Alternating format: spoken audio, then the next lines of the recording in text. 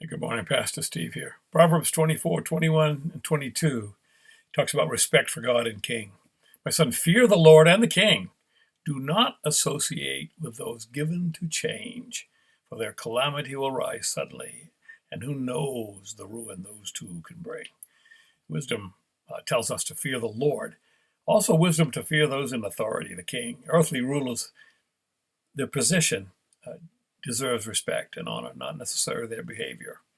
Matthew Poole notes he puts God before the king because God is to be served in the first place, and our obedience is to be given to kings only in subordination to God and not in those things which are contrary to the will and command of God, as is shown from the scriptures in Acts when the disciples said we need to obey God rather than men. Anything that's immoral, wrong, I cannot do if the king says to do it.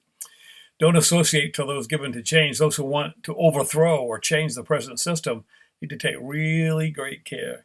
The revolutionary often finds their calamity will rise suddenly, and they can bring great ruin in their revolution. Many small nations that have done that have turned out to have worse rulership when they were done.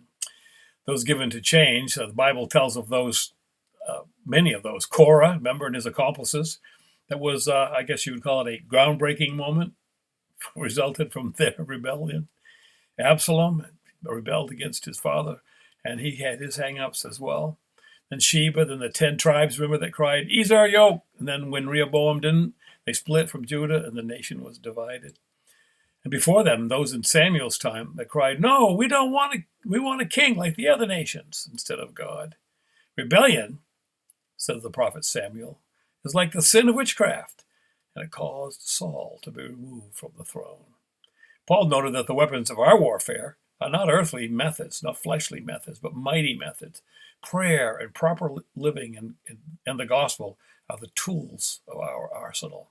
You ponder that, Pastor Steve.